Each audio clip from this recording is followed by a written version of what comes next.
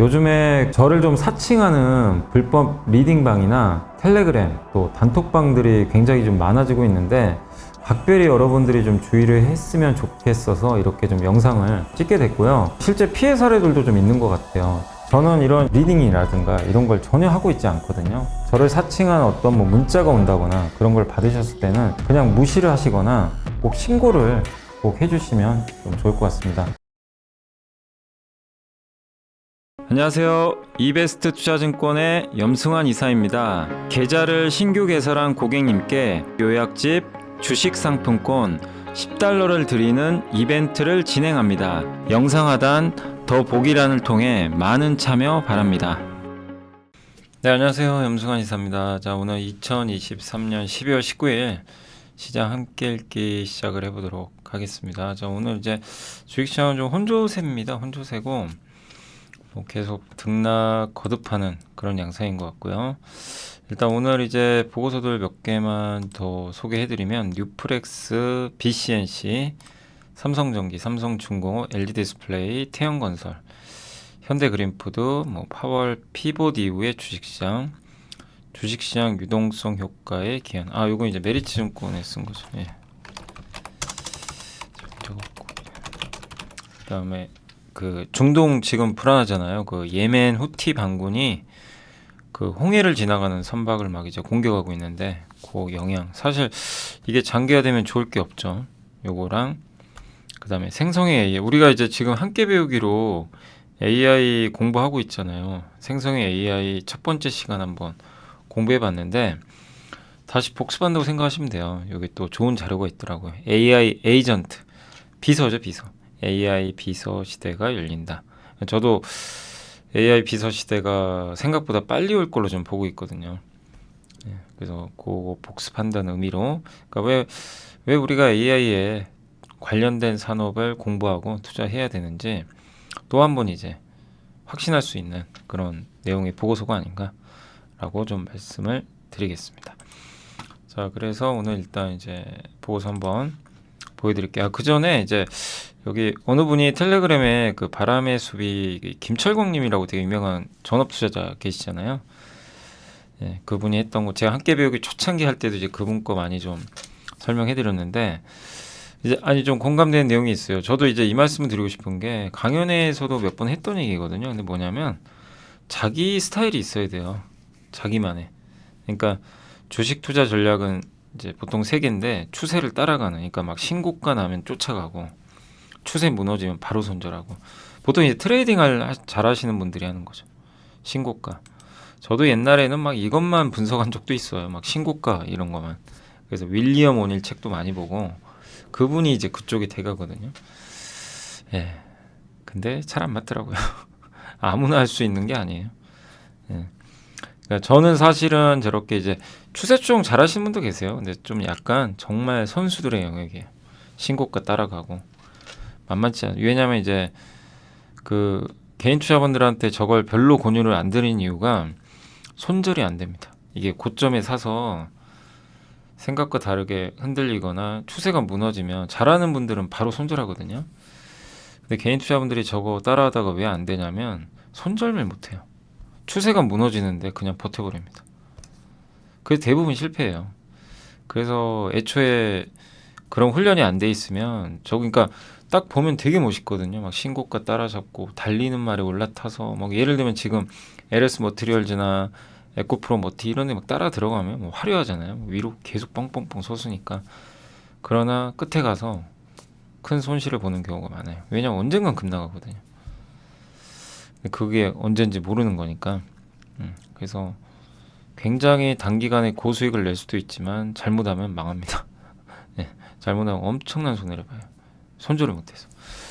두 번째 랜덤워크 그냥 이거는 뭐 그냥 이제 뭐 어떤 특징이 있는 게 아니라 랜덤하게 움직인다라는 뭐 그런 내용이고 세 번째는 이제 사실 저는 뭐 제가 지금 매매를 못하지만 제 성향은 사실 저쪽이에요. 저는 좀 약간 역발상 추세 반전 지금은 안 좋은데 좋아질 게 뭔가 요런 거 그게 바로 3번입니다. 예. 그래서 저는 3번을 그러니까 좀 초보 투자분들은 3번을 좀 잘 활용하시면 좋다고 생각하는데 저기에 이제 단점이 뭐냐면 주가들이 빠져 있다는 건 어쨌든 안 좋은 거잖아요. 뭔가 단기간에. 근데 거기서 계속 빠지는 경우가 있어요. 끝도 없이. 예.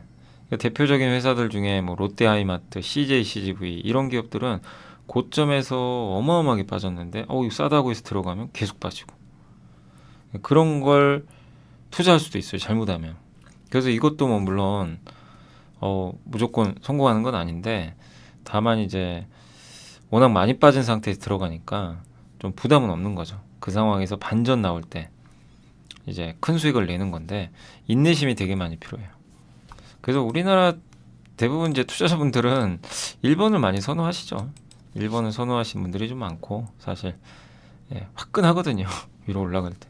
3번은 지루하고 이것도 뭐 잘못 들어가면 뭐 그냥 반토막 순식간에 나니까.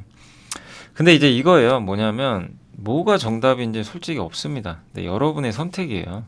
1번으로 부자 되신 분도 많고 3번 가치 투자 그러니까 역발성으로 되신 분도 많아요. 나는 어디에 들어갈 거냐 그걸 정하시라는 얘기예요.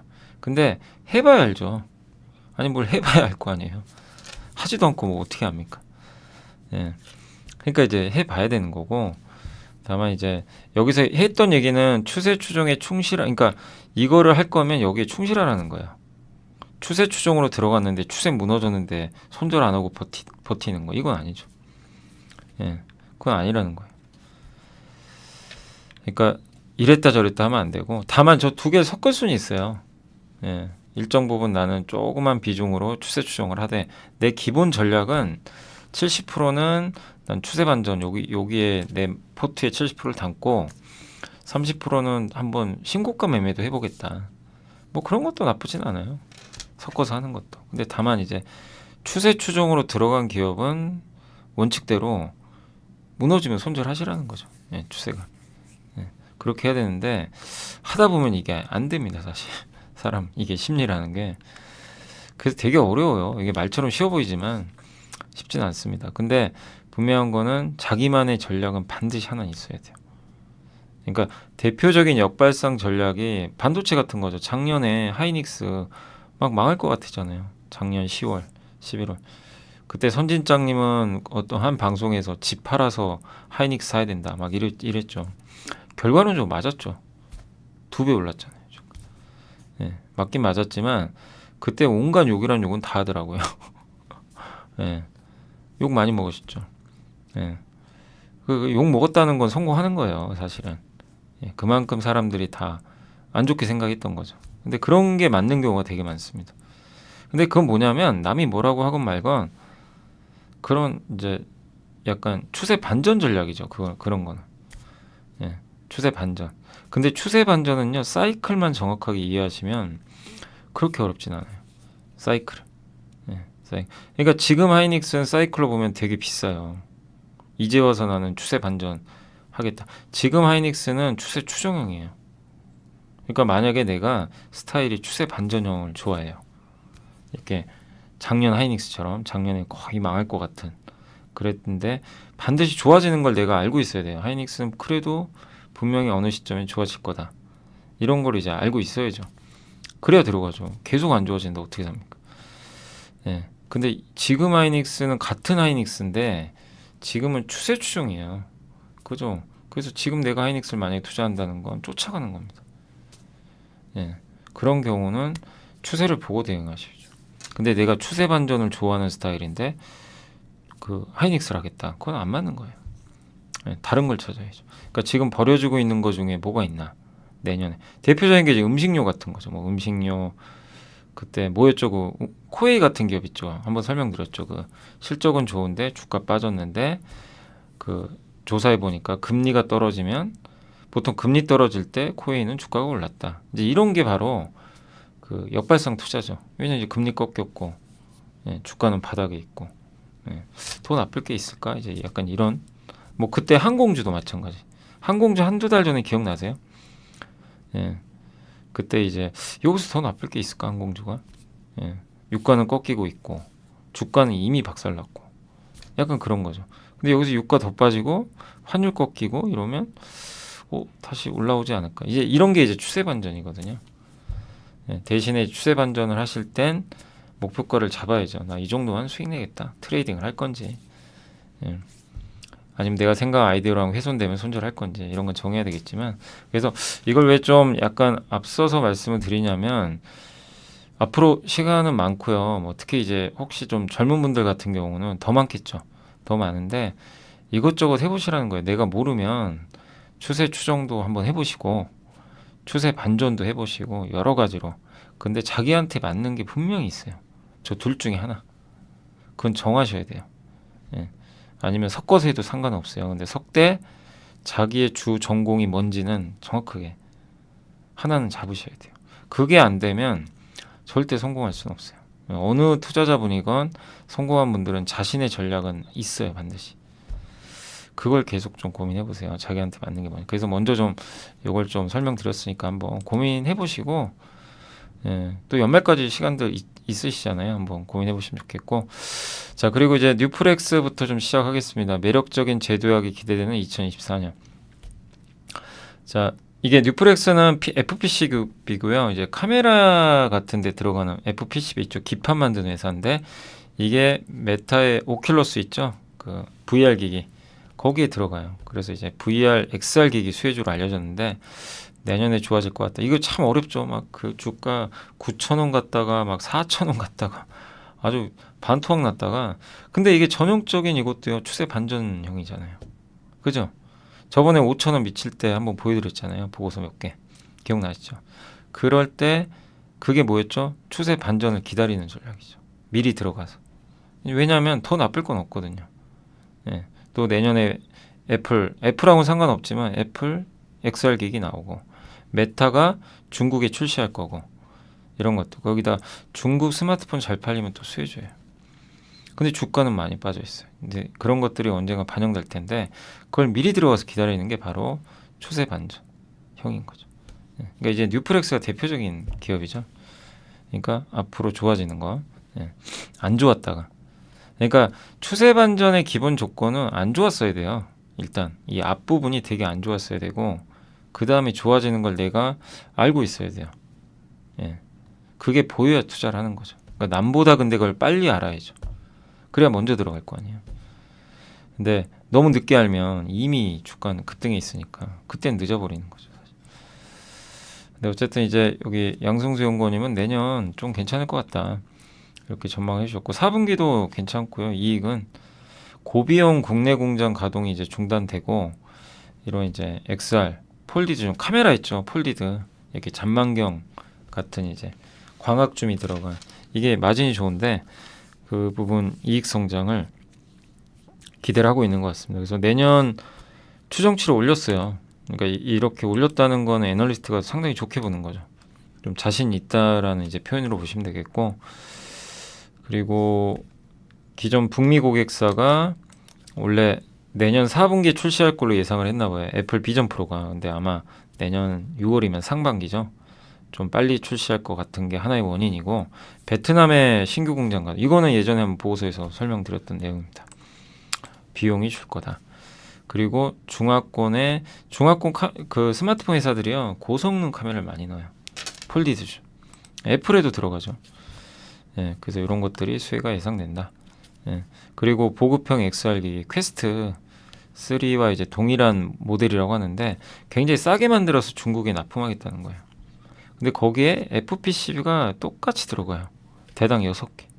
예. 그러니까 이제 뉴프렉스는 시장이 하나 더 생기는 거죠. 중국 시장이. 예. 근데 PER은 1년으로 봤을 땐 7.3배밖에 안 되고, 과거보다 지금 훨씬 더 저평가돼 있다. 그래서 이런 것들이 주가를 재평가할 것 같다. 그래서 목표 주가 8,600원으로 올렸다라고 보시면 되겠습니다. 그래서 이게 이제 보시면 제가 차트를 하나 갖고 왔는데, 뉴프렉스 차트인데 한번 보세요. 이게 뉴프렉스 차트거든요. 예. 주가가 아마 예전이었나? 요런 거죠. 여기 기억나시죠? 요때가 그때 이제 한참 뭐 VR, AR 그때, 그래서 막 주가가 아마 그때 보고서 몇 번 여기서 보여드렸던 것 같은데, 그때 한번 날라가서 난리가 났었죠. 순식간에 2배 가지고. 예. 그러나 한 달 만에 다시 반토막. 정말 그러니까 이게 추세 추정 매매가요, 이게 말처럼 쉬운 게 아니에요. 추세 추정은 여기 돌파할 때 사야 되거든요. 그만큼 리스크가 굉장히 커요. 그래서 저는 별로 그렇게 권유를 안 드려요. 근데 기업마다 다르죠. 기업마다 다른데 이런 부품주 있죠. 이렇게 납품하는 부품 회사들은 추세 추종이 잘 안 맞습니다. 좋을 때 팔아야 되고 안 좋을 때 좋아질 걸 미리 예상해서 사야 되는데 어렵죠, 되게. 이 난리를 치니까. 근데 지금은 보면 주가 위치가 어때요? 그때 5,000원 밑에가 가장 좋았고 조금 늦었죠. 근데 만약에 또 약간의 조정이 나온다면 역발성 전략으로 투자 한번 해볼 수 있는 거죠. 예. 그리고 추세 추정도 가능한 게 이게 지금 위치상 보면 돌파했어요. 그러니까 추세 추정도 괜찮은 구간이죠. 그러니까 추세 추정이나 역발성 두 개가 다 좀 섞여 있어요. 약간 그런 느낌인데 아무튼 예. 한번 이 뉴프렉스도 이제 저런 차트를 보면서 예. 나는 스타일이 뭘까 한번 그런 것도 고민해 보시는 것도 좀 좋을 것 같습니다. 어쨌든 차트보단 요게 더 중요합니다. 내용이 더 중요한 거고 요런 이제 내년에 대한 기대감을 일단 애널리스트가 적어 주셨으니까 한번 좀 찾아보시고 다만 좀 주가가 하락할 때 보시면 더 낫지 않을까 하는 생각이고 그다음 요즘에 이제 중국 스마트폰이 좋으니까 뭐 뉴프렉스만 있는 건 아니고 세경 하이테크 또 파이nem텍 아시죠? 얼마 전에 설명해 드렸던 이런 회사들은 계속 좀 관심은 필요할 것 같습니다. 자 그리고 이제 BCNC는 NH투자증권의 심의섭 황지연 연구원님이 적어주셨는데 그 BCNC 예전에 한번 공부를 살짝 해봤죠. 이게 합성 쿼츠가 천연 쿼츠가 있고요. 그러니까 석영 아시죠? 석영. 그래서 그 반도체 식각 장비 있죠. 그거 이제 그 소모성 부품이에요. 그래서 이게 장비가 이게 식각을 할 때 그 저 부품들이 이제 식각 환경에 노출이 되면 이제 달죠. 예. 그래서 이제 중요한 소모성 부품인데 일단 QD 플러스 99이라는 신제품이 이제 공급이 가시화되면서 성장할 것 같다. 이런 좀 내용이고 지난 5월 첫 품목에 대한 완료 통보를 받았고 지금 아마 주문을 좀 기다리고 있는 것 같습니다. 다른 고객사 향으로도 테스트 진행 중에 있고요. 그래서 내년부터 아마 본격적으로 양산을 할 걸로 보시면 좋겠습니다. 그래서 QD9이라고 있거든요. 그게 이제 기존 제품이에요. 이제 그거를 좀 업그레이드한 거죠. 예. 그래서 원래 천연 쿼츠 있죠. 그냥 석영 그거를 이제 좀 가공을 해서 쓰는데 요건 합성한 거예요. 합성. 예. 합성 쿼츠라고 좀 보시면 되겠고 그리고 그 외에도 뭐 CVD 그 SIC 포커스링 예. 대체 부품 CD9 이게 포커스링 SIC는 뭔지 아시죠? 예. 식각 장비 밑에 들어가는 받침대 부품인데 그거를 좀 대체하는 부품. 그러니까 뭐냐면 이 쿼츠는요 저 위에서 플라즈마가 있으니까 식각을 어떻게 하냐면은 이거 한번 그림 그려 볼게요. 식각을 여기 장비라고 한번 해볼게요. 여기 진공 상태로 들어가서 웨이퍼가 여기 있어요. 웨이퍼 고정해야 되거든요. 이렇게 네, 웨이퍼 고정. 요게 바로 SIC예요. 고정하는 요 부품이 요거고 요게 웨이퍼고 위에서 플라즈마가 열을 쏘거든요. 레이저 같은 거. 그래서 요걸 해가지고 저 웨이퍼를 식각을 해요. 깎아내는 거예요. 근데 요 위에 이제 그 웨이퍼가 이렇게 내려오는 요쪽 있죠. 저 위에 저 쿼츠가 들어갑니다. 저기 또 그래서 이제 저 위쪽은 쿼츠를 쓰는데 이제 기존엔 천연 쿼츠를 많이 썼는데 이제 합성 쿼츠를 쓸 거다. 그래서 요거를 이제 QD9으로 아마 대체하려고 하는 것 같고 요 밑에 식각 부품 있죠. SIC 요거를 CD9으로 대체할 수도 있다.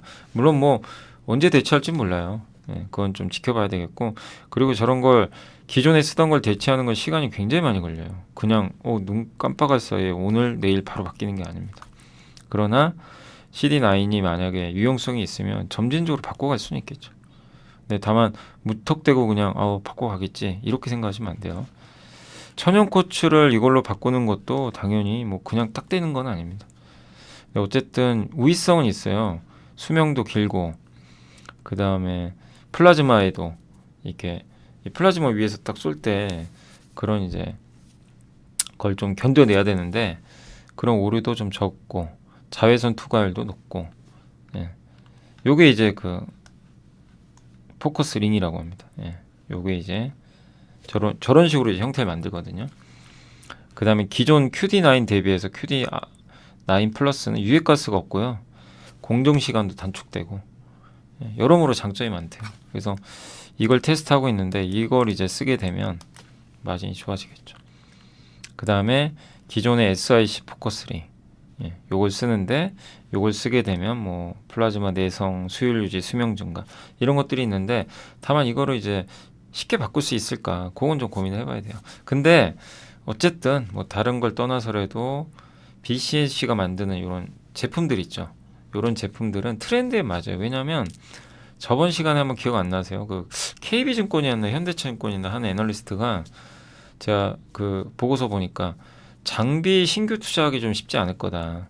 왜냐하면 이제 자금도 부족하고 또 첨단 공정 투자할 돈이 워낙 많으니까 기존 공정은 아마 옛날 장비를 그대로 쓰려고 하지 않을까. 그럼 장비를 재활용하는 거죠. 그러면 이 부품 소모가 커요. 그러면 이 부품이 오래 쓸 수 있는 부품을 쓰면 좋죠. 그래서 이제 그 대체제로 이런 게 나오는 거죠. 수명이 길잖아요, 얘네가. 그래서 BCNC가 수혜주라고 그때 써 있었고 또 하나가 코미코죠. 코미코 기억나세요? 코팅해줘. 그러니까 둘 다 트렌드에 되게 잘 맞는 기업들이에요. 근데 얼마만큼 성과가 날지는 저도 몰라요, 그거는. 그렇지만 이제 방향성은 좋다는 얘기죠, 둘 다. 그래서 코미코나 BCNC는 좀 장기적으로 이런 트렌드에 수혜를 받을 수 있는 기업이다. 근데 다만 이제 PBR이 여기 뭐죠? BCNC는 3.3배나 되더라고요. 싸진 않아요. 근데 그만큼 밸류를 높게 받는 거죠, 지금. 그래서 여기도 적어드렸지만 코미코, BCNC. 저는 개인적으로 코미코가 좀 더 싼 것 같아서 요걸 좀 더 선호하는 편이긴 한데 왜냐면 이제 BCNC는 밸류가 좀 비싸긴 하더라고요. 그렇지만 저런 이제 신제품들이 점점 침투가 늘어나면 비싼 이 밸류가 낮아질 수도 있는 거죠. 그건 모르는 거죠. 그래서 약간 BCNC가 좀 하이 리스크 하이 리턴이고 코미코는 좀 안정적이다.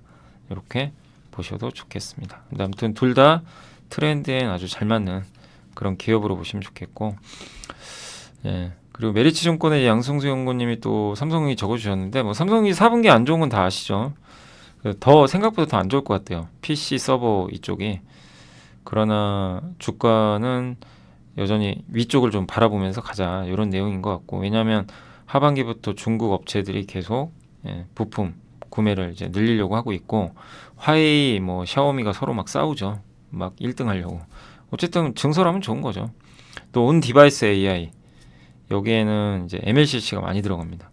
왜? 전력 소모가 많기 때문에. 그리고 기판은 점점 미세외로화. 그래서 플립칩 BJ 이제 요 기판도 하는데 지금 서버양 그리고 이제 AI용도 진입하려고 준비하고 있어요. 그리고 아이폰 15 프로맥스 있죠. 폴디드 좀 들어갔는데 중국 업체들도 삼성전기는 이거 특허 갖고 있어요. 폴디드 좀. 그래서 아무나 할 수가 없어요. 저 폴디드 좀. 그래서 주가랑 리스크보다는 상승 리스크를 인식할 시점이다. 그래서 4분기 좀 안 좋을 수는 있어요. 근데 다 아는 거라서 큰 영향 없을 것 같고요. 다만 이제 주가가 좀 약간 횡보할 수 있는 거죠. 최근에 좀 올랐잖아요. 그래서 혹시 또 주가 조정 받으면 기회로 활용하시면 좋을 것 같고 저는 적어도 지금 PBR 1.6배가 딱 중간이에요. 저거 계산해 보니까 16만 5천 원 나와요. 그 밑에서 파는 건 아닌 것 같아요. 아니 적어도 허리 이상은 가야죠. 적어도 이게 최소 수치. 최소입니다. 최소. 그래서 아직까진 싸다 이렇게 좀 판단하고 있지만 다만 뭐 지금 적극적으로 투자를 해야 될 만큼 가격이 엄청 싼 건 아니에요. 그죠? 가격이 가장 밸류 매력이 있는 건 14만 원 이하고요. 지금 이제 15만 원 중반 정도 되니까. 그렇지만 만약에 보유하고 계시다면 뭐 굳이 정리할 이유는 없는 거죠. 자, 그리고 이제 삼성중공업 정리를 좀 해드리면 어제도 말씀드렸지만 전 중장기 영향 없을 거라고 한번 말씀을 드렸잖아요. 단기적으로는 좀 악재일 수 있지만 근데 어제 영국의 이 중재재판소 여기는 강제성이 없대요. 그래서 그걸 좀 적어주셨고 우리나라 법원 판결이 우선인데 거기서는 삼성이 한국가스공사에 이겼죠. 그래서 오히려 배상금을 받게 됐고 다만 2심 판결이 나와야 되니까 좀 더 최종 판결까지는 좀 봐야 될 것 같고 그렇지만 이제 건조했으니까 삼성중공업이 배를 만든 건 사실이니까 일부 책임 부담을 할 수는 있다. 그래서 충당금을 쌓을 수 있는데 그래서 어제 이제 그런 우려 때문에 주가 빠졌죠. 그렇지만 중장기적으로는 기업 가치에 영향이 없다. 왜냐하면 저 화물창이 뭐냐면 이제 그 LNG 운반선은 그러니까 여기 선박이 있으면 제가 잘은 못 그리지만 여기 이제 배가 이렇게 있다고 쳐볼게요. 근데 LNG는 이렇게 옛날에 동그란 걸 했는데 여기 멤브레인이라고 있어요. 그 여기 이제 화물창이 있거든요. 요 안에다가 LNG를 넣어요. 보관하는 거예요. 그 요거를 이제 화물창이라고 하면 이렇게 보관해요. LNG를. 여기 안에는 영하 이제 162.5도로 얼린 상태여야 됩니다. 그래 이제 LNG가 되는 거니까. 근데 너무나 차가운데 요 화물창 특허를 갖고 있는 회사가 저거 보관하는 프랑스 회사예요. GTT인가 막 그럴 거예요. 이 회사가 거의 독점입니다. 그래서 우리나라가 LNG 선박 만들 때마다 여기다 로열티를 줘야 돼요. 국부 유출이죠. 아니 제주는 누가 부리고 돈은 프랑스가 가져가는. 그러니까 이제 이거 좀 우리 탈피해보자. 그래서 가스공사, SK해운, 우리나라 조선 3사가 힘을 모아서 회사를 하나 만듭니다. KC LNG 테크라고. 그래서 저걸 직접 설계를 해요. 한국형 모델로. 그럼 저거 성공하면 로열티 안 줘도 되죠. 그래서 시범 사업으로 삼성이 만들었어요. 배를. 이제 국익을 위해서 먼저 몸을 던진 거죠. 던졌는데 안타깝게도 결과는 안 좋습니다. 설계 결함 때문에 결국엔 이 운항에 좀 피해가 있었죠. 근데 이거 말고는 뭐 삼성중공업은 워낙 배 잘 만들거든요. 사고가 없어요 거의. LNG 운반선 236척 삼성이 한 거 여전히 운항 중이죠. 근데 저건 이제 우리나라 설계 기술로 화물창. 그게 좀 오류가 있었던 거죠. 그래서 이걸로 인해서 삼성중공업 기업 가치를 논하지 말자 하락을. 그래서 어제 많은 분들이 놀라셨을 것 같고 제가 그래서 한번 이제 보고서 보여드리기도 했고 제 생각도 말씀드렸는데 오히려 여기서 한 번 더 변영진 연구원님이 언급을 해드렸으니까 참고하시면 되겠습니다. 여기 1심 판결이 나왔어요. 삼성중공업이 그 한국가스공사가 삼성중공업이 수리비 납품 줘라 이렇게 돼 있는데 국제 이제 중재재판소가 갑자기 SK해운에게 삼성이 3천억 줘야 된다.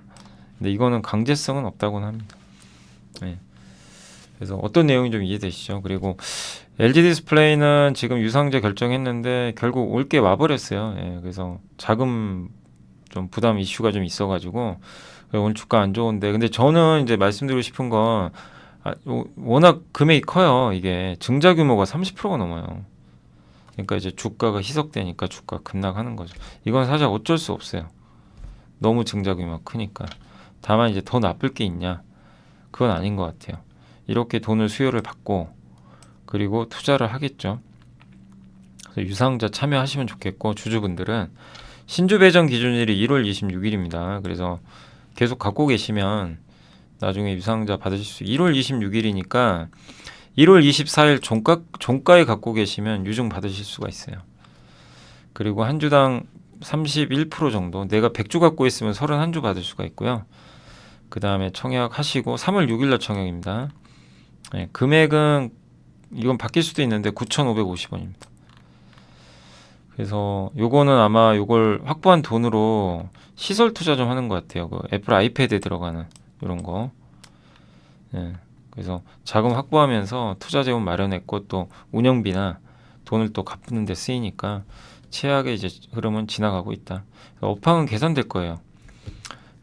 그래서 이제 버틸 수 있는 자금도 마련했고 다만 아쉬운 거는 주주 돈을 불리니까 그러니까 이제 주가 빠져버리죠. 그게 좀 아쉽죠. 외부에서 또 유치했으면 더 좋았을 텐데 주주 돈을 빌리는 게 조금 아쉬웠고 그렇지만 이제 주주분들 입장에서는 또 어쨌든 유상자 참여해서 그 대응을 좀 하셨으면 좋을 것 같아요. 아무튼 LG 디스플레이 또 밸류체인은 호재죠. 그래서 아침에 보니까 P&H 테크가 막 올라가더라고요. 아마 그 이유 때문인 것 같습니다. 근데 아무튼 LG 디스플레이 오늘 뭐 주가 빠졌지만 나쁘게 이제 더 이상 보지 말자. 그 말씀을 좀 전해드리고 싶고 태양건설은 좀 리스크는 있다고 그때 한번 말씀드렸잖아요. 유동성에 문제가 없는 건 아니에요. 근데 워크아웃 루머가 있었는데 그 이유가 있는 게 지금 부동산 PF 잔액이 3.2조예요. 대부분이 미착공 상태예요. 절반 정도가. 거기다가 지금 대출 연장 없이 만약에 사업을 마감하면 이행 요거 7,200억 갚아야 되거든요. 근데 돈이 없어요 지금. 단기 유동성. 순차입금이 1.93조. 현금 빼고 남은 돈이에요. 이게 있는데 갚아야 되거든요. 저것도. 그러니까 이제 참 이게 지금 쉽지가 않은 거죠. 예. 돈 벌어서 갚아도 되는데 영업이익 벌어도 이자 비용 충당하면 남는 게 없어요. 그래서 모회사가 좀 유동성 지원해야 되고, SBS 지분은 뭐 상호 출자 제한 때문에 뭐 어려울 거라고 이렇게 쓰셨더라고요. 근데 저도 정확한 내용은 좀 이해는 안 가는데 아무튼 이제 규정상 좀 쉽지 않을 것 같다 이렇게 해주셨고, 요새 SBS가 매각 이슈로 올라가는데 그건 좀 경계하셔야 됩니다. 예. 펀더멘털로 가야 되는데 너무 막 M&A 이슈로 가는 건 좋은 건 아니에요. 아무튼 아니면 뭐 M&A가 되든가, 예, 그래야 되는데 아직은 모르잖아요. 그래서 일단 대책은 필요하다. 워크한 루바 이후에도 좀 아직은 PF 시장 안정적인데 회사가 지금 위기가 아니라고 볼 수는 없어요. 엄밀히 따지면 이런 이제 내용을 보면. 그래서 태형건설, 예, 정말 워크아웃까지는 가지 않을 걸로도 좀 보이지만 이걸 어떻게 대처할지. 왜냐하면 분명히 돈을 마련해야 돼요. 지금 유동성 문제는 있어요. 그래서 어떻게 마련할 거냐. 그걸 좀 주목을 해야 될 거예요. 조만간 얘기가 나오겠죠. 네. 그리고 TI홀딩스가 이 태형건설이 잘 요걸 넘어가야 다른 건설사들의 이제 리스크가 줄어들거든요. 여기가 잘못되면요, 진짜 위험해집니다. 중소건설사들 다. 예, 갑자기 위험할 수도 있어요. 그러니까 지금 태형건설이 이게 잘 처리가 돼야지 좀 건설 리스크가 완화되지 않을까. 그래서 좀 주목을 해야 될 것 같습니다. 자, 그리고 현대그린푸드는 전형적인 가치주죠. 정말 주가 안 가죠. 아니 돈은 이렇게 잘 버는데 주가는 이렇게 빠집니다. 뭐 이런 게 한두 개는 아닌데요. 아무튼 높은 기저효과음, 내년엔 좀 실적 둔화되는 거 아니냐. 올해 좋아요. 근데 내년 둔화 우려. 여기도 이제 피크아웃 논리죠. 뭐 항상 그렇지만 피해갈 수 없죠. 단체 급식 여전히 잘 되고 있고 식자재도 뭐 나쁘지 않고요. 내년에도 6.3%. 그러니까 성장률이 둔화되는 거죠. 6.3밖에 성장 못해? 약간 이런 느낌. 그래서 퍼는 4.7배밖에 안 됩니다. 순연금 한 1,400억 넘는 걸로 제가 아까 한번 버틀러 들어가서 확인하니까 있었고, 지나친 저평가 맞고요. 그리고 5년 동안 10% 자사주 매입 소각 진행할 전망이라고도 하고, 내년 2월에 또 배당 정책도 발표한대요. 그러니까 일단 기대할 게 많아요. 예. 그리고 현대그린푸드가 이제 따로 떨어져 나온 거죠. 그러다 보니까 어떻게 보면 이제 기존에는 이 현대그린푸드가 원래는 식자재나 이런 단체급식이 집중인데 막 섞여 있었거든요. 이것저것. 근데 여기 본업에만 이제 집중할 수 있어서 그것도 상당히 이제 긍정적이죠. 그리고 지금 가성비가 좋은 식당이 단체급식 하는데, 그죠? 구내식당. 네, 그런 거 운영하는 회사 중에 하나입니다. 그리고 현대나 기아나 우리나라 기업들이 미국이나 해외 공장 짓죠. 거기 단체급식 공급해줘요. 식당 만들어서. 근데 이런 트렌드에 딱 맞아요. 맞는데 그러나 주가는 안 갑니다. 저도 왜 안 가는지는 솔직히 잘 모르겠어요. 배당 수익률도 괜찮거든요. 그러니까 이런 기업들이 시장에서 대접을 지금 못 받아요. 그러나 저는 그러니까 이런 거죠. 현대그린푸드가 실적만 망가지는 게 아니라면 유지만 해줘도 어느 시점에선 주가가 그런 걸 좀 반영해주지 않을까 이렇게 보고 있습니다. 예. 뚜렷하게 뭘 모르겠어요. 저도 안 간. 예. 그러니까 성장을 못하는 거 좀 그런 거 말고는, 예, 굉장히 가치 투자로 매력 있는 기업이죠. 자, 그리고 이제 기업은 대부분 말씀드렸고 파월 피벗 이후 주식시장 이런 내용인데, 일단 노동길 연구원님이 지금 변동성은 좀 남아 있을 수 있다. 그러니까 주식시장은 금리 하락에 따른 PER 상승은 상당 부분 가격에 반영했다. 지금 미국 주식시장은 비쌉니다. 싸지 않아요. 그러니까 이건 좀 주의해야 돼요. 지금 너무 낙관론이 팽배해 있어요. 지난 10월에 기억나세요? 온갖 비관론, 막 지수 2천 깨진다는 얘기도 있었어요. 일부 증권사는 지난 10월에 지수 2천 깨진다 그랬어요. 그러니까 꼭 무조건 깨진 전망할 때 하단을 1900인가 거기까지 잡았더라고요. 예. 그러니까 오히려 그렇게 비관적일 땐 또 역으로 반격이 나오는데 지금은 또 너무 낙관론이 많아요. 그러니까 오히려 지금 저는 조심해서 나쁠 건 없다. 너무 흥분하지 말자. 이 말씀을 드리고 싶습니다. 지금은 막 시장이 더 이상 악재가 없다 보니까 다 좋은 쪽으로 해석이 되거든요. 그래서 좀 경계를 해야 될 것 같아요. 큰 수익을 낼 수 있는 장이 아니에요. 새로 사가지고. 예, 아시죠? 무슨 얘기? 주가가 폭락을 하고 많이 빠졌어야 뭘 사도 큰 수익이 나거든요. 싸니까. 근데 지금 그런 시점은 아니죠. 특히 미국은 그게 더 심하죠. 그리고 FMC에서 이제 반기 들고 있죠. 연준 의장이 금리 인하 한다고 했더니 오스틴 골스비 연은 총재, 존 윌리엄스 연은 총재가 뭔 소리냐? 금리 인하 아직 아니다. 불 끄고 있습니다. 지금 다. 그러니까 이런 것들도 좀 약간의 부담이고, 그 다음에 금융시장은 6번 금리 인하하는데 베팅, 연준은 2, 3회. 근데 신경 안 써요. 시장은 뭐 2, 3회 하든 6회를 하든 어차피 인하하는 거 마찬가지 아니냐, 약간 이런 느낌입니다. 그래서 시장은 별로 그렇게 신경 안 쓰는 그런 느낌이라고 보시면 좋겠습니다. 네. 그래서 이런 것들이 너무 낙관론이 팽배해 있다는 걸 제가 말씀드리는 거예요. 그래서 조금 조심할 필요는 있다. 너무 오른 기업들. 그래서 계속 좀 말씀드리고, 아까 현대그린푸드 같은 기업들은 오른 게 없잖아요. 뭐 예를 들면 주가가 바닥에 박박 끼는 가치주, 이런 것들이야 부담 없죠. 괜찮은데 너무 오른 건 제발 좀 조심하시라는 겁니다. 저도. 예. 그리고 코스피는 뭐 추가 상승 여력은 있다고 했고, 저도 뭐 당연히 뭐 2,800까지도 갈 수 있다고는 보는데, 이렇게 등락 거듭하면서 갈 거예요. 막 이렇게 가는 게 아니라. 그러니까 적절하게 눌러주는 걸 이용하자, 그런 거고, 내년에 뭐 2,800을 상반기에 갈지 모르지만 어쨌든 여기서 2,835까지는 보고 있고, 그 다음에 성장주들이 좀 그동안 강했는데 내년 실적 좋아지는 업종 위주로, 그러니까 실적주 보자는 얘기죠. 실적주나 확실히 저평가 뭐 이런 쪽으로도 지켜보자는 의견인 것 같고, 그 다음에 요즘에 주식시장이 좀 올라간 이유 중에 하나가 유동성 때문이래요. 예. 연준의 지급준비금이 좀 증가하고 있다고 하는데, 지급준비금은 그거죠. 이제 그 은행들이 보통 이제 은행이 갖고 있는, 은행에 예금이 들어오면, 예를 들면 100만 원이 들어오면 지급준비율에 따라 좀 달라지겠지만 100만 원 들어오면 그 중에 일부를 저기 중앙은행에 맡기거든요. 예. 그럼 이제 연준이 그걸 딱 이제 받아서 갖고 있는 거죠. 예. 그런데 어쨌든 최근에 연준의 지급준비금이 좀 증가세라고 합니다. 예. 근데 이 지준금이 증가를 하면 그 시중 유동성이 또 증가를 한대요. 그래서 최근에 실제로 그래프를 보니까 증가를 했어요. 그러니까 지금 S&P 아까 방금 500 지수가 퍼가 높다 그랬죠. 유동성 때문에 그래요. 이제 유동성이 풀리니까. 올해 3월에 실리콘밸리뱅크 파산했을 때가 비슷했어요. 유동성 늘었거든요.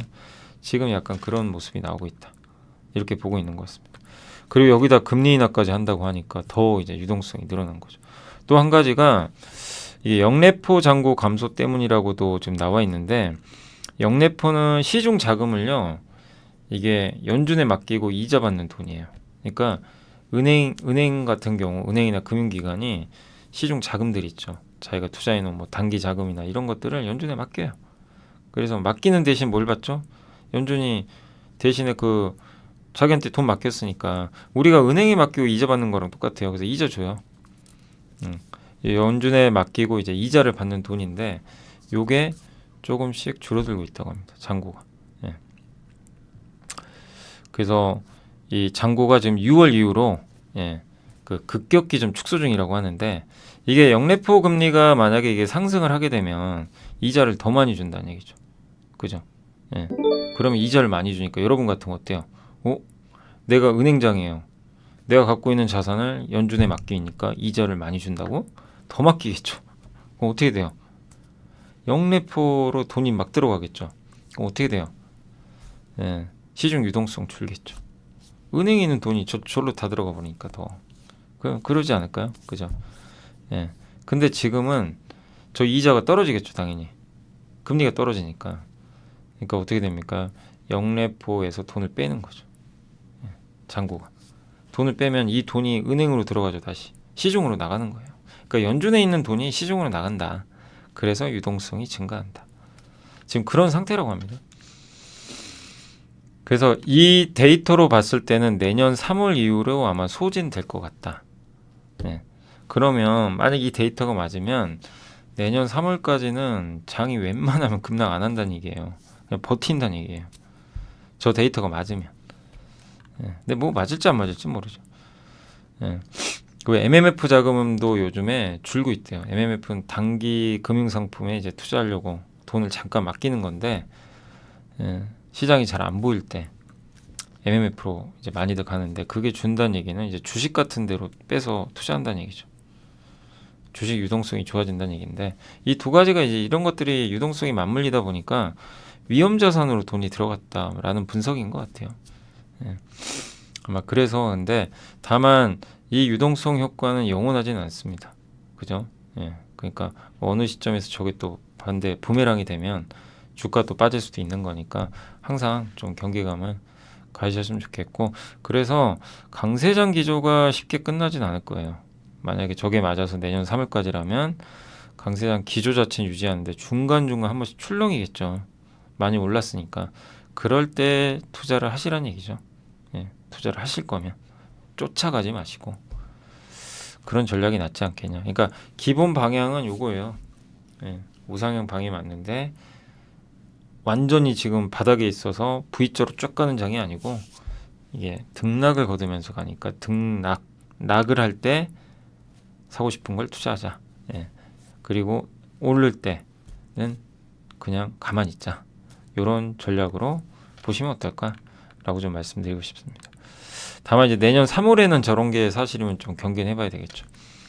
자, 그리고 김일호 연구원님이 홍해 결국 예멘이 자리하고 후티 반군이 민간 선박, 이게 친이란 성향인데 하마스 지지하거든요. 그래서 이스라엘 관련된 선박 다 공격하겠다. 근데 그것뿐만 아니라 이스라엘 항구로 다 간다. 이스라엘 항구 쪽으로 가거든요. 이 홍해 통해서 거기 수에즈 운하 쪽으로. 그러니까 이제 거기 선박 다 공격하겠다는 거예요. 그래서 유명한 그 해운사들이 다 운항 중단시켜 버렸습니다. 영국의 브리티시 페트롤리움이라는 이제 세계 2위 정유사도 더 이상 그쪽 통해서는 운송 안 한다. 금지. 그래서 유가 한번 올라가 버렸어요. 근데 이렇게 못 가면 남아공 있죠? 그 아프리카. 여러분도 아시겠지만 여기 아프리카 이렇게 있잖아요. 여기고 이제 이쪽 홍해 통해서 이렇게 가거든요, 보통. 그럼 금방 갈 거 아니에요, 루트가. 근데 이거 돌아가야 돼요. 이렇게 아프리카 이렇게 돌아서. 그럼 이게 9,000km 더 늘어나고 20일 더 걸린다고 합니다. 보험 비용이 올라가요. 실제로 10배 상승했대요, 보험. 그리고 물동량 유지하려면 선박을 더 많이 투입을 해야 됩니다. 그래서 운송 비용 이미 올라가기 시작했고. 이게 몇 년 전에 기억 안 나세요? 수에즈 운하에 에버그린온 자초해가지고 한번 난리 난 적 있죠. 비슷하죠. 이게 컨테이너선의 30%가 여기로 다닌대요. 그러니까 엄청 비중이 큰 거예요. 근데 여기가 정상적으로 운항을 못하면 어떻게 될까요? 당연히 물류 비용 오르겠죠. 다시 또 악몽이 생각나는 거예요. 물류 비용, 운임 이런 것들. 예. 그래서 지금 인플레가 많이 완화돼서 좋은데 복병이 하나 나온 거죠. 이게 장기화되면 좋을 수가 없어요. 그래서 지금 시장에서는 약간 이 부분은 경계를 좀 하셔야 됩니다. 이게 빌미가 될 수는 있어요, 한번. 예. 근데 이런 것 때문에 뭐 주가가 또 빠진다면 기회겠죠, 당연히. 기회일 텐데, 아무튼 지정학적 리스크가 좀 불편한 게 하나 생기긴 했습니다. 예. 그래서 왜냐하면 에너지 가격을 올리거든요, 비용을 증가시키고. 근데 여기 사우디하고 아랍에미리트하고 생각이 다른 게, 지금 그 미국 입장에서는 인플레 증가하면 안 돼요. 큰일 납니다. 왜냐하면 내년에 재선하려면 아직도 미국 사람들은 인플레가 좀 높다고 생각을 하거든요. 예. 근데 이걸 낮춰야 돼요. 그래서 바이든 대통령 재선을 위해서는 반드시 필요한데, 그러다 보니까 이 이슈는 지금 좌시할 수 없는 거죠. 근데 아직은 외교를 통한데 뭐 나중에 모르겠습니다. 군사 행동까지 할지 모르지만 일단 미국도 좀 머리가 아픈 거죠. 저거 해결을 해야 되고, 사우디하고 아랍에미리트는 그냥 후티 반군 쳐야 된다, 이 입장이고, 사우디는 아직은 좀 조심스러운 입장인 것 같아요. 네. 그래서 그 사우디가 좀 약간 망설이곤 있는데, 아랍에미리트는 아니다, 저거 공격해야 된다, 미국의 요청을 하고 있다고 합니다. 그러니까 이제 중동의 맹주들끼리도 이 사건에 대해서 뭔가 합의가 잘 안 되고 있어요. 그럴수록 점점 공급망은 길어지고 다시 2, 3년 전에 악몽이 떠오르니까, 저도 이제 다른 거는 큰 걱정 안 하거든요. 그러니까 좀 두 가지가 걱정돼요. 주가가 좀 미국이 많이 오른 거, 그거랑 요거 홍해. 예. 운임지수 급등하는 거. 이 두 가지는 일단은 좀 경계를 할 필요는 있다. 단기적으로 그렇게 좀 말씀드리겠습니다. 아무튼 좀 빨리 좀 해결이 됐으면 좋겠는데 이거 뭐 우리가 결정할 수 있는 게 아니니까 좀 답답한 그런 상황인 것 같습니다. 예, 그래서 어떤 내용인지 좀 이해가 되시죠? 예. 자, 그리고 그 AI 보고서 하나 있어서 이것까지 한번 설명해 드릴게요. 그러니까 생성에 우리 공부했죠. 생성의 AI가 뭐죠? 만드는 거죠, AI가. 그래서 이게 이게 전체 경제적 잠재력이 17.1조 달러니까 1경이 넘죠. 한 2경 되겠네요. 우리나라. 그래서 지금 이 대형 언어 모델이 우리 인간처럼 말하는 챗봇이 이제 비서 역할까지 하거든요. 이거는 저도 상상을 했던 거고 함께 배우기 위해서 한번 설명해 드렸습니다. 예. 저는 그런 시절이 올 것 같고 저는 제가 왜 비서 얘기를 꺼냈냐면 저는 책을 봤거든요. 예. 책 중에 AI 책이 하나 있었는데 이제 소설 형식인데 2040년에 AI로 인해서 좀 바뀌는 세상을 소설로 이렇게 누가 썼더라고요. 소설하고 설명. 거기에 AI 비서가 나오거든요. 그래서 아 저렇게 되겠구나. 예, 좀 공감을 했어요. 그 생성의 AI는 이제 일자리를 대체할 가능성도 있죠. 예, 그러니까 참 이 부분은 조금 우려가 되는 상황이죠. 나의 일자리가 위협받으면 어떡할까. 예, 요게 근데 그런다고 해서 AI를 안 할까? 참 그건 아닌 것 같고 어쨌든 저 부분은 어쨌든 계속 좀 문제는 되겠죠. 예. 그리고 생성의 AI가 전체 AI 부분이 많잖아요. 제일 클 것 같다. 연평균 73% 성장할 거라고 합니다. 그리고 인공지능은 지능을 모방해서 이제 문제도 풀고 인간처럼 생각하는 건데 약 인공지능은 문제풀이. 예. 그다음 강 인공지능은 진짜 인간처럼 창조도 하고 하는 거죠. 그래서 딥러닝은 이제 인간의 뇌 식명망을 그대로 본뜬 거죠. 본떠서 NPU 아시죠? 우리 지난 시간에 배운 거. 그 반도체를 이용해서 이제 그 신경망을 그대로 본뜬 반도체예요. 그래서 AI에 이제 특화된 반도체죠. 그리고 점점 훈련을 많이 하면 할수록 성능이 올라가죠, 당연히. 그리고 텍스트, 이미지, 오디오 뭐 다 할 수가 있습니다.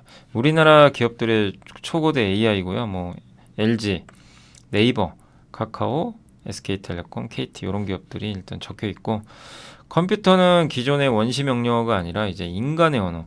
우리가 컴퓨터랑 대화할 때 옛날에 저도 옛날에 그 도스 아세요? 도스 그거 막 한번 예전에 한 적이 있었는데 되게 이제 옛날이죠. 90년대였나? 그때는 이제 윈도우 오면서 근데 윈도우도 내가 뭐 잘 활용하면 좋지만 컴퓨터랑 대화할 때는 좀 어려운 용어들도 많아요. 근데 이제는 자연어 인간의 어도 그대로 텍스트를 딱 쳐주면 답이 바로바로 옵니다. 해줘요.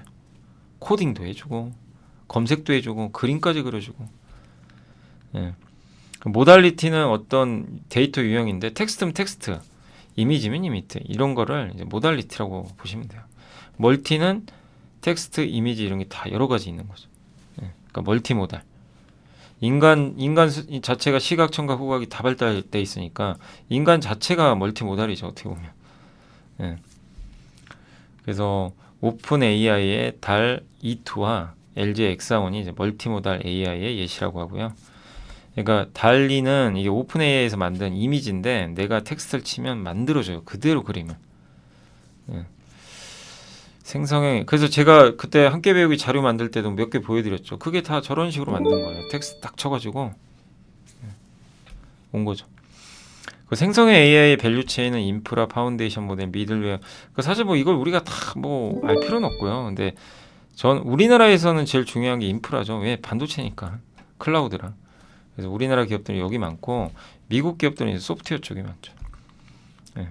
그리고 이 LML은 이 모델 중에 하나예요. 저 기반 모델 중에 생성형 AI를 하는 텍스트 데이터를 처리하기 위해 설계된 겁니다.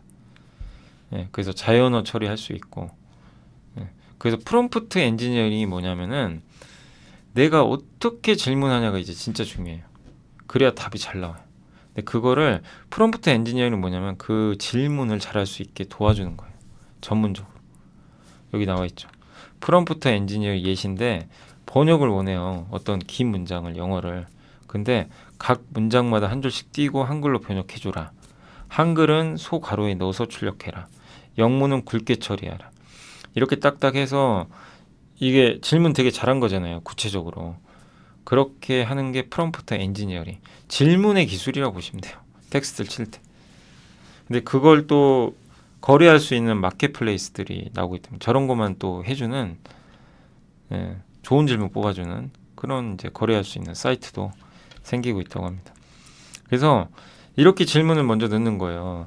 Hello, I am a student. 그러면 이렇게 번역해달라는 거죠. Hello 밑에 안녕, I am a student 밑에 가로 쓰고 나는 학생이다. 예, 그리고 지금부터 한글로 어떠한 질문 받으면 대답은 오키도키로 해라. 여기 그죠? 그리고 한글로 질문자에게 대답하지 마라. 한글로 하지 마. 영어로 해라는 거죠. 모든 내용이 이해되면 오키도키로 띄워달라. 위에 예시는 출력하지 마라. 요건 하지 말고, 예, 오키도키만. 그래서 오키도키 알았대요. 자, 번역 서비스 지금부터 가능한가요? 오키도키. 그래서 이걸 번역해 달라고 쓴 거예요. 뭐 China has long been the engine of global growth. 예. 그래서 중국은 이제 오랜 시간 동안 세계 엔진이었다. 뭐 이런 내용이죠. 근데 이것들을 이제 계속 번역을 해달라. 근데 요 법칙이 뭐죠? 이렇게 밑에 가로치고, 그래서 밑에 보세요. 답을 딱 했습니다. 예, 중국은 오랜 시간 동안 세계 경제 엔진에서 딱 한 칸 띄워주고, 지난주 금요일에 홍콩의 항생 지수는, 여기는 굵게 써줬죠. 진짜. 예, 이렇게 된 거예요. 진짜 너무 똑똑하지 않아요? 예, 그러니까 이런 거 보면 정말 놀라워요. 검색으로 할 수 없는 거예요. 이 검색으로 이거 어떻게 합니까? 팝하고에 딱 들어가가지고 저렇게 해달라고 해줍니까? 안 해주죠. 그 번역은 해주죠. 나는 학생이다 번역은 하는데, 그냥 나는 학생입니다. 안녕하세요. 이걸로 끝이죠. 근데 저렇게 요렇게 딱딱 끊어서 해달라는 거는 이 생성형 언어 모델만 가능한 거죠. 예. 이런 시대가 온 거예요. 여러분 사용 안 하시겠어요? 그래서 AI가 꿈에서 현실로 온 거예요, 실제. 그래서 AI 공부는 필요하고, 그리고 이제 오픈 AI가 꿈꾸는 건 이 챗봇 통해서, 예, 이제 AI 에이전트, 이제 비서가 되겠다는 거죠, 아마 한마디로. 근데 챗 GPT는 인간과 대화할 수 있게 만든 이제 모델이라고 보시면 돼요. 그래서 100만 명까지 가는데 걸린 시간이 챗 GPT 5일밖에 없습니다. 예. 빌 게이츠가 AI is about to completely 제가 발음이 안 좋죠. Change how you use computers. 그러니까 뭐냐면 인공지능은 컴퓨터 사용 방식을 완전히 바꿀 것이다. 이런 이제 내용이 말을 했다고 합니다. 저희 블로그에 썼대요. 전 전적으로 동의를 하고 있고요. 사용자 허가가 있으면 AI가 비서 역할을 하는 거죠. 예. 그러니까 언제든지 내 옆에 있는 거예요. 이 AI가. 스마트폰에 들어갈지 여기 핀 형태로 들어갈지 모르지만, 10년 전에 허라는 영화 기억나세요? 저도 이거 봤거든요. 거기 이제 대필 작가인데 인공지능 사만다가 도와주는 거죠, 옆에서. 예. 그건 거죠. 그래서 완전히 바뀌겠죠. 근데 그렇다고 바로 검색을 대체할 지금 당장은 아니고, 근데 포털 서비스가 바뀔 것 같아요. 그래서 이게 네이버나 구글은 정말 지금 위기이자 기회입니다. 검색의 비중이 점점 줄 거예요. 왜? 이걸로 바뀌니까. 불을 보듯 뻔하죠.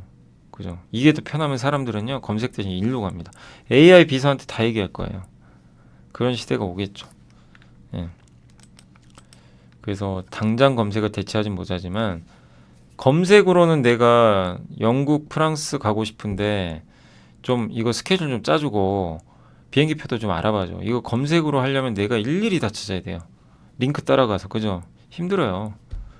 해외여행 가시려고 하셨던 분들은 공감하실 거예요. 근데 인공지능 비서는 다 그냥 자기가 알아서 해주고, 공과금 다시 다 내주고요. 예. 우리 인간들이 좀 귀찮을 수 있는 거 있죠. 반복적으로 해야 되고 그런 것들. 그리고 오늘 일정 같은 거 다 얘기해주고, 예. 그렇게 되는 거죠. 예. 그래서 저번에 함께 배우기 시간에 NPU 설명할 때도 인공지능 비서 한번 설명해드렸죠. 예. 그거랑 좀 비슷하다. 그런 시대가 실제 오지 않을까. 그러려면 반도체가 또 필요하다. NPU가 필요하다. 예. 그런 내용을 좀 한번 말씀드렸고, 그다음 챗 GPT 플러스라는 모델이 있대요. 이거는 이제 유료 모델이 월 2만 달러, 20달러.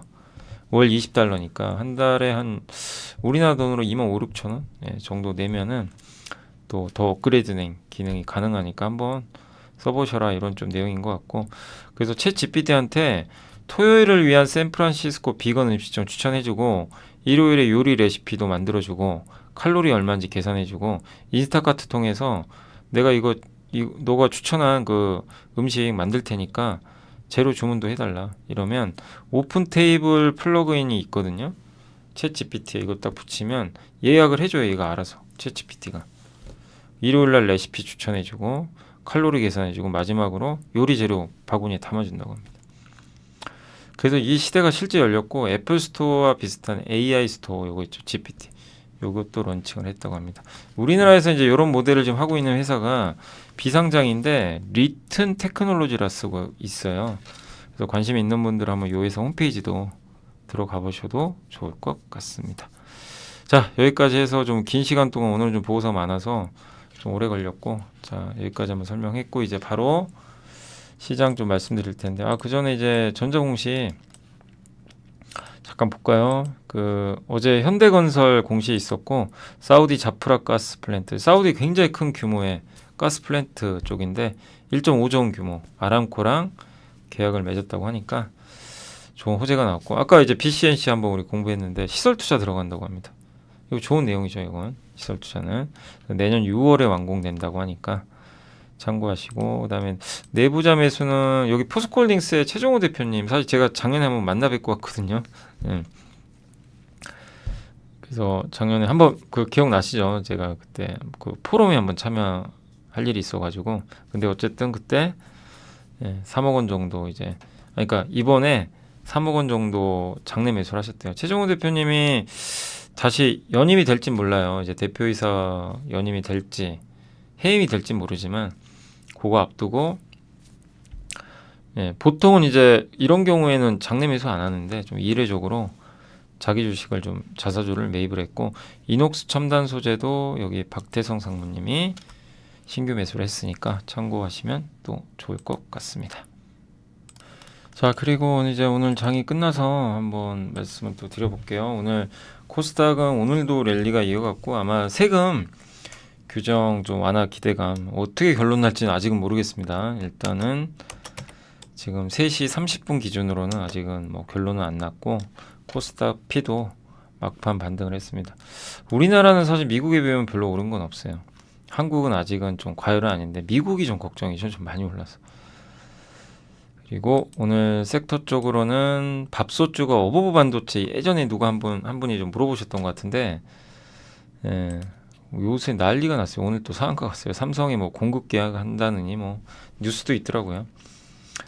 그래서 오늘 요것도 이제 어떻게 보면 온 디바이스 AI 뭐 약간 수혜주로도 좀 꼽히는 것도 같은데 강했고, 그냥 오늘 바이오가 좋았고요. 여기 시스템 반도체, 그죠? 퀄리타스, 뭐 윈팩, 미래반도체, 테크잉, 파도 뭐 이런 기업들 좋았던 것 같습니다.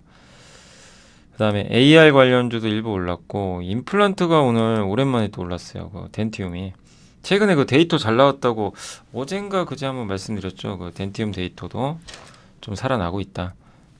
또 바텍도 그렇고, 그러니까 이제 이쪽 관련된 기업들의 주가가 오늘 조금, 물론 덴티움이 가장 좋았는데 좀 움직였고, 엔터주가 JYP가 이제 일본의 현지 보이그룹이 있대요. 거기 좀 이제 동영상이 나온 것 같은데 그게 조회수가 어마어마하다고 합니다. 그래서 아마 그것 때문인지 모르는데 오늘 오랜만에 7% 가까이 급등을 해줬고, 그리고 가상화폐 관련주 야놀자, 뭐 양자암호, 오늘도 CXL 관련주 오늘도 좋았던 것 같습니다. 다만 하이닉스랑 코리아 서킷은 조금 빠졌고, 비만 치료제, 뭐 LPG, 보톡스도 오늘 좀 괜찮았어요. 보톡스 관련주들 오늘은 조금 일부 좀 회복이 됐고, 게임주들도 오늘 그 NC소프트가 좀 올라갔고, 거기에 뭐죠?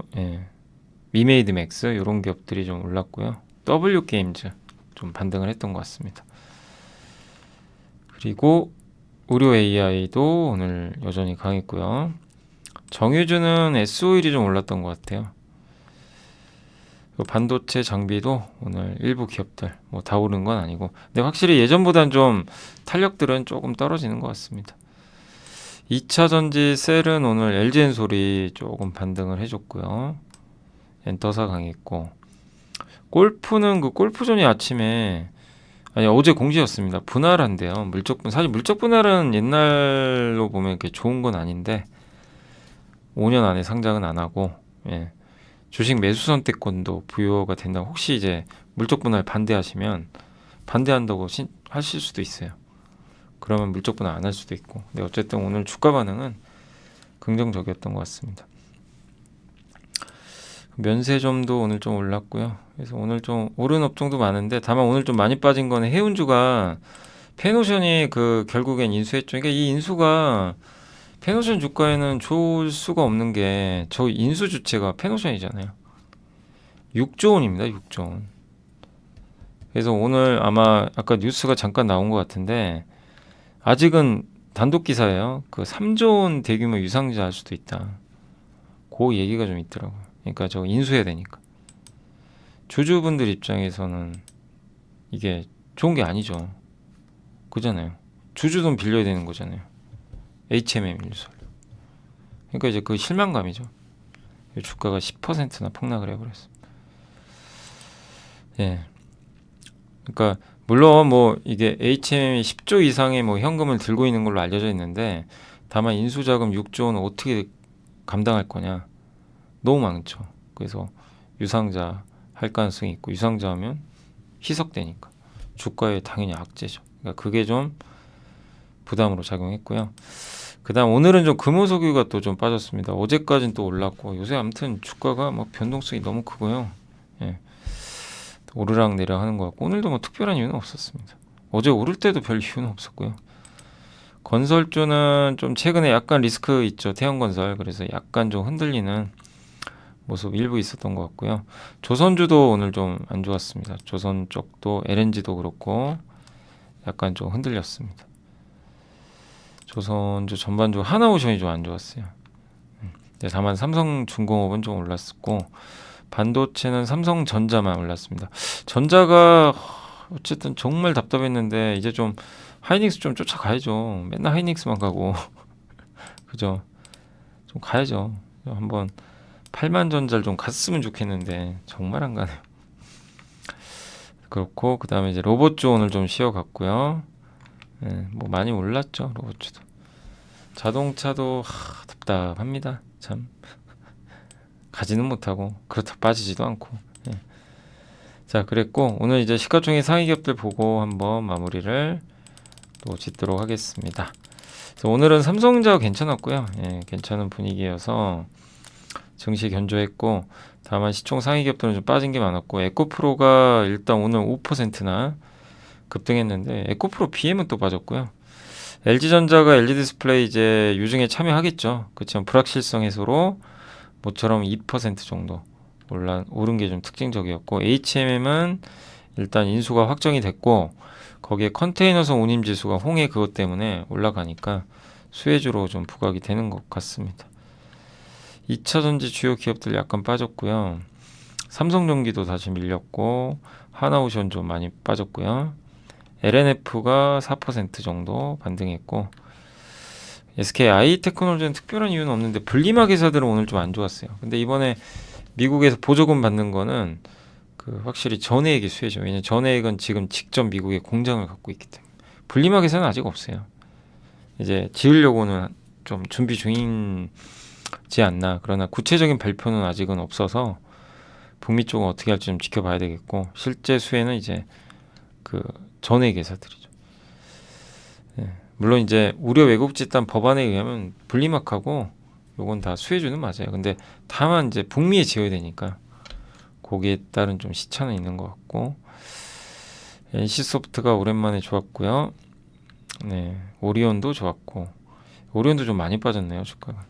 LG디스플레이는 4% 가까이 유증으로 빠졌습니다. 그 다음에 레인보우 로보틱스가 조금 조정받았고요. LS 머티리얼즈는 오늘도 엄청난 상승을 했습니다. 그리고 롯데에너지 머티, ISC는 좀 쉬어갔고요. 대우건설 좀 빠졌고 이오테크닉스도 요즘에 그냥 지지부진한 것 같습니다. 동원산업 아시죠? 이게 이제 HM의 인수 실패했잖아요. 근데 오히려 이걸 호재로 보고 있어요, 시장. 그만큼 인수하는 거를 부담스러워하는 거예요. 왜냐하면 자금 때문에. 그래서 오늘 주가가 이제 불확실성 해소로 급등하는 것 같습니다. 그리고 덴티움 좋았고, 뭐 그 정도 말씀을 드리도록 하겠습니다. 자, 그래서 오늘 일단 시장은 이제 이렇게 좀 마무리가 됐고, 증시 뭐 계속 종목 장세입니다. 종목 장세니까 종목에 집중하시면 되겠고, 너무 시장에 뭐 연연할 필요 없는데, 다만 계속 말씀드리지만 너무 많이 오른 기업들 조심하시고, 각별히 수급으로 올라간 기업들 펀더멘탈 보시고 저평가된 소외주 위주로 하시고, 평소에 사고 싶은데 너무 오른 건 참으시고요. 내려올 때까지 기다리면 또 오니까, 그래서 좀 적절하게 대응해 주시면 좋겠습니다. 자, 오늘 어쨌든 증시는 강세로 잘 마무리됐고요. 저는 또 내일 아침에 찾아뵙겠습니다. 내일 아침에 이제 그 라이브 있으니까, 내일이 라이브는 마지막이에요. 그러니까 내일 아마 올해 라이브는 내일 좀 종료를 할 예정입니다. 그리고 이제 내년 첫째 주에 또 하도록 하겠습니다. 그래서 내일 오전에 라이브 시간에 또 찾아뵙겠습니다. 감사합니다. 안녕하세요. 이베스트 투자증권의 염승환 이사입니다. 계좌를 신규 개설한 고객님께 요약집 주식 상품권 $10를 드리는 이벤트를 진행합니다. 영상 하단 더 보기란을 통해 많은 참여 바랍니다.